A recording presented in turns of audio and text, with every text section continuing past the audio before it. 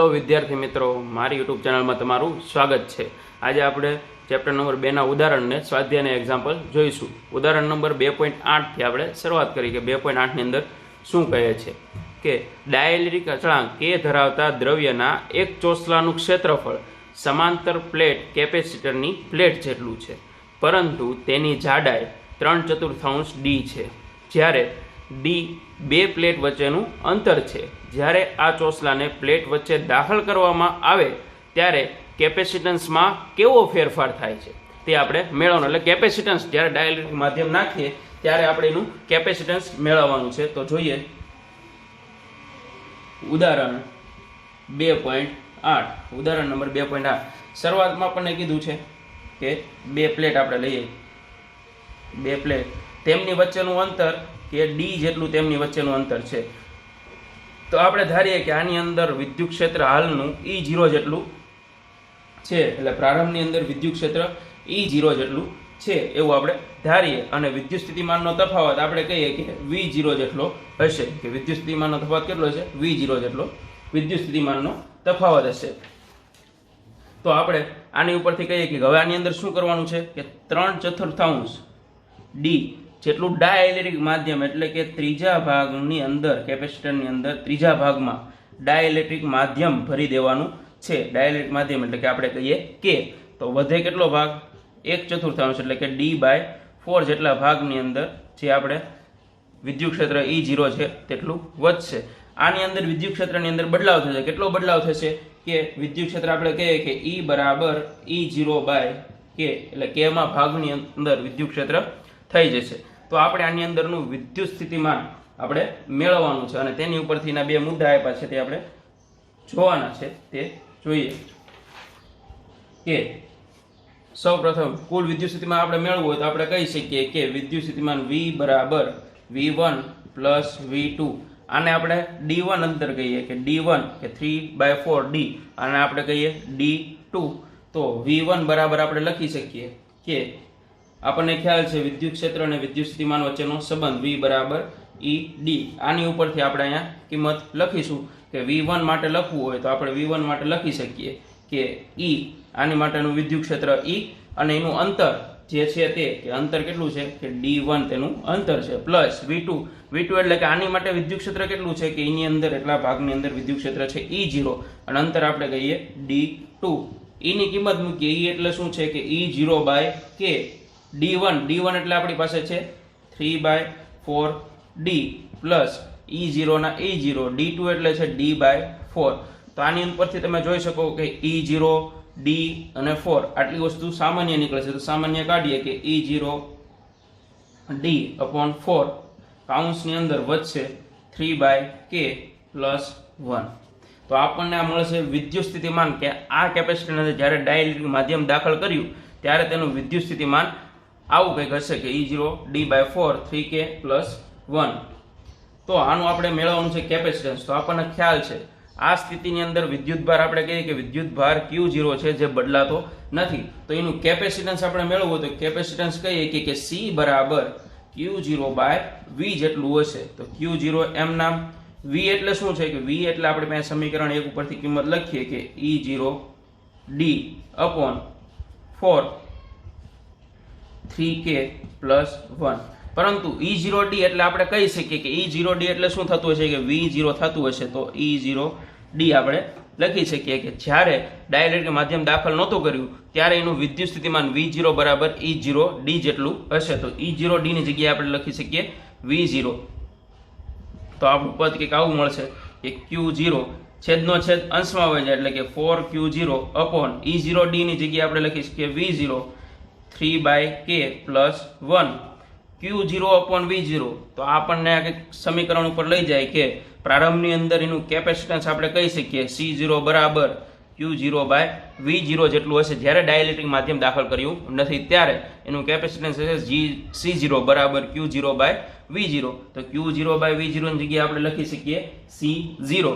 તો આ પદને આપણે લખી શકીએ કે 4C0/3/k પ્લસ 1। તો આવી રીતના આપણે આ પદને કંઈક લખીએ કે નાનું હવે આપણે સાદું રૂપ આપીએ તો આપણને કંઈક મળશે કે આ સાઈડ ગુણાશે 3 + k બાય k છેદનો છેદ અંશમાં વહી જશે તો આપણું પદ હશે એ મળશે આપણને 4kc0 અપોન 3 + k જ્યારે ડાયઇલેક્ટ્રિક માધ્યમ દાખલ કરવામાં આવે છે ત્યારે કેપેસિટરનું capacitance A 4kc0 by 3 + k ના ક્રમનું જોવા મળે છે, જે આપણે મેળવવાનું છે. ઇમ્પોર્ટન્ટ એક્ઝામ્પલ છે વિદ્યાર્થી મિત્રો, થોડુંક ધ્યાનથી જોઈજો. હવે જોઈએ આપણે સ્વાધ્યાયના દાખલા. સ્વાધ્યાયના દાખલાની અંદર સ્વાધ્યાયનો પહેલો દાખલો તો અસાઇનમેન્ટની અંદર આપેલો હતો. આપણે દાખલા નંબર 2.3 થી આપણે આજે શરૂઆત કરીશું. બીજો દાખલો થિયરી બેઝ છે, જે તમે જોઈ લેજો. થિયરી બેઝ એટલે કે બંધ ગાળો રચે છે, એના કારણે એનું વિદ્યુત સ્થિતિમાન મળે છે. સામાન્ય જોવું હોય તો તમને ખાલી ટૂંકમાં કહી દઈએ કે 2.2 સ્વાધ્યાયનો 2.2 નંબરનો દાખલો છે, એ આપણે જોઈએ કે 2.2 ની અંદર શું કહે છે. 2.2 ની અંદર કહે છે કે 10 સેન્ટીમીટરની બાજુવાળા નિયમિત ષષ્ટકોણના દરેક શિરોબિંદુએ 5 માઇક્રોકુલમ વિદ્યુતભાર છે. ષષ્ટકોણના કેન્દ્ર પર સ્થિતિમાન ગણો. ષષ્ટકોણના કેન્દ્ર પર સ્થિતિમાન ગણવાનું છે તો આપણે જોઈએ. એક ષષ્ટકોણ દોરીએ.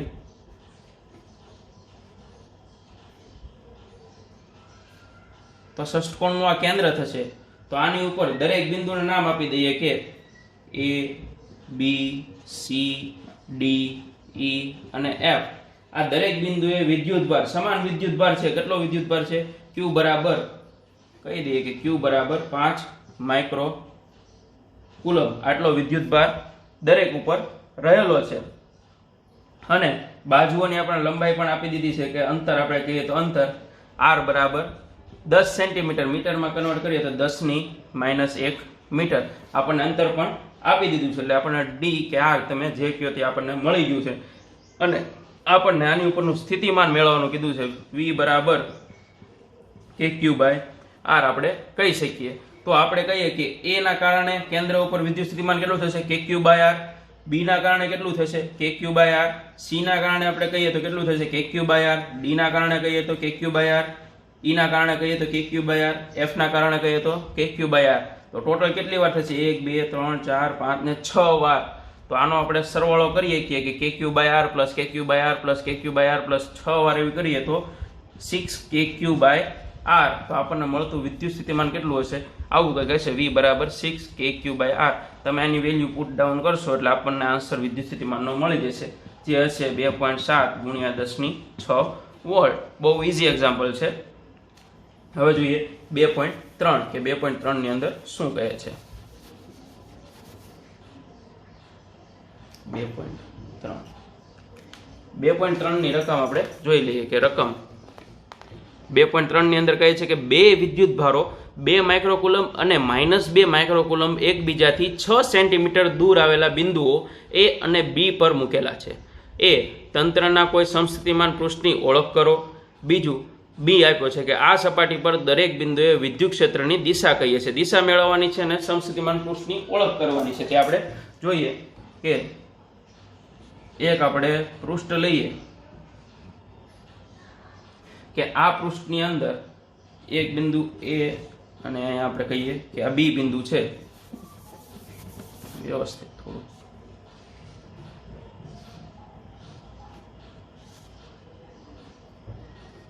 આ A બિંદુ છે, આ B બિંદુ છે. આ પૃષ્ઠનું મધ્ય કેન્દ્ર O છે. આપણે કહીએ કે કેન્દ્ર O થી આનું અંતર આપણને આપી દીધું છે. ટોટલ આપણને અંતર કહી દીધું છે 6 સેન્ટીમીટર. તો આપણે કહી શકીએ કે આ છે 3 સેન્ટીમીટર. એટલે મીટરમાં કન્વર્ટ કરીએ તો 0.03 અને બાકી રહી 0.03 મીટરની અંદર કન્વર્ટ કરી નાખ્યું છે. વિદ્યુતભાર આપણને આપેલો છે કે Q1 બરાબર 2 માઇક્રોકુલમ એટલે 2 × 10⁻6 કુલમ અને Q2 આપણે કહીએ કે -2 × 10⁻6 કુલમ, -2 માઇક્રોકુલમ આપેલો છે. આપણને અંતર કે R આપણને ટોટલ આપી દીધું છે તે 6 સેન્ટીમીટર છે. તો મીટરમાં કન્વર્ટ કરીએ તો 0.06 મીટર આપણે કહી શકીએ. તો આની ઉપરથી આપણે એનું વિદ્યુત સ્થિતિમાન કે O ઉપર વિદ્યુત સ્થિતિમાન, તો એના કારણે વિદ્યુત સ્થિતિમાન, B ના કારણે વિદ્યુત સ્થિતિમાન, બંને વિદ્યુત સ્થિતિમાનનો સરવાળો એટલે O ઉપરનું કુલ વિદ્યુત સ્થિતિમાન મળે. એટલે કે કહી શકીએ કે V બરાબર V1 + V2 તો V1 એટલે KQ1 અપોન R1, આપણે R1 કહીએ કે R2 કહીએ, બંને સમાન છે, તો R1 plus KQ2 upon R2. K સામાન્ય નીકળી જશે, વિદ્યુતભાર આપણી પાસે વધશે, કેટલા હશે Q1 એટલે 2 × 10⁻6 અપોન R1 એ સામાન્ય નીકળી જશે, બંનેમાં સમાન છે કે 0.03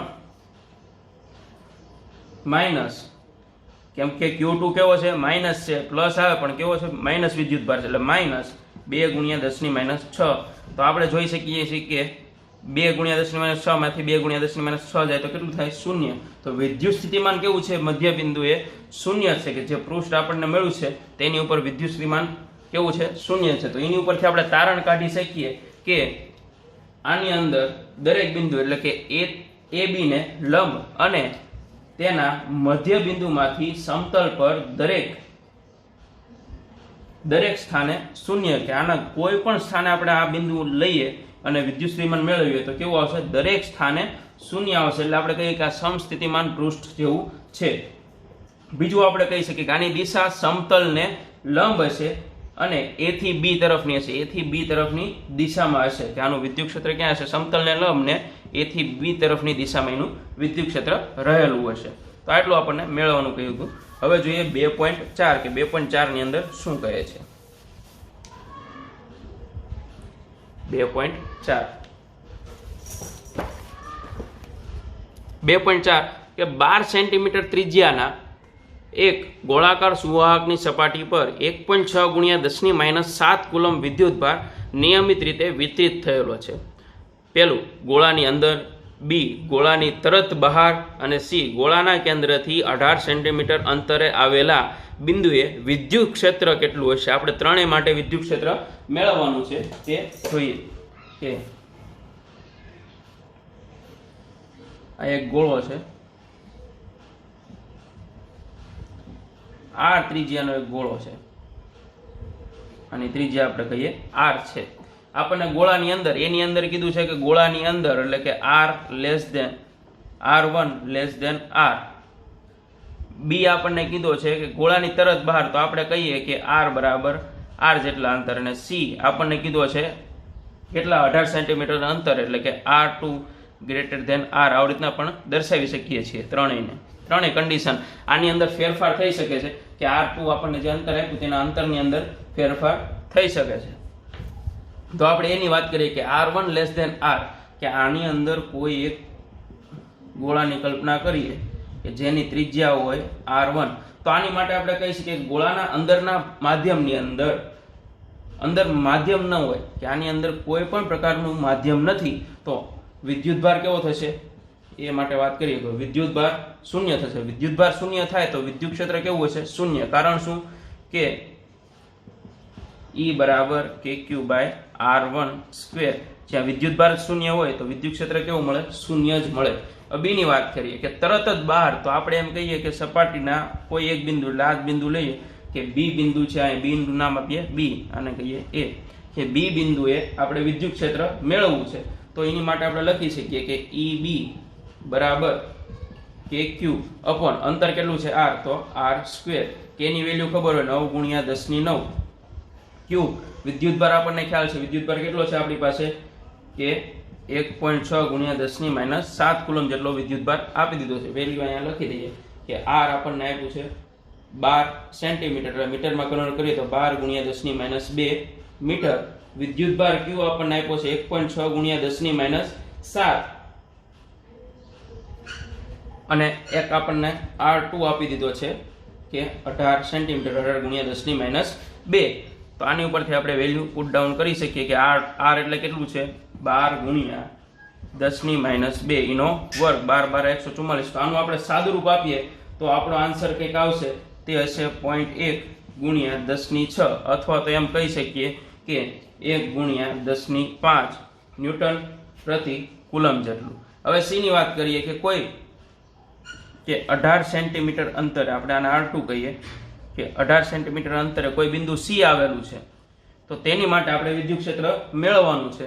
તો C પાસે વિદ્યુત ક્ષેત્ર આપણે વાત કરીએ તો EC બરાબર KQ/R2. આપણે આ અંતરને કેટલું કીધું છે R2, સ્ક્વેર, કે એટલે 9 ગુણ્યા 10 ની 9, ક્યુ એટલે આપણી પાસે છે વિદ્યુતભાર 1.6 ગુણ્યા 10 ની -7, જ્યારે R2 એટલે 18 સેન્ટીમીટર તો 18 ગુણ્યા 10 ની -2 એનો વર્ગ, 18 324 ને 10 ની -4, આનું કંઈક સાદુરૂપ આપશો તો આનો આન્સર આવશે એ હશે 4.4 ગુણ્યા 10 ની 4 ન્યૂટન પ્રતિ કુલમ. કે તમામ જગ્યાએ આપણને જે વિદ્યુત ક્ષેત્ર મેળવવાના કીધા હતા કે R1 less than R, R બરાબર R અને R2 ગ્રેટર દેન R માટે, તો ત્રણેય માટે વિદ્યુત ક્ષેત્ર કંઈક આ પ્રમાણે મળે.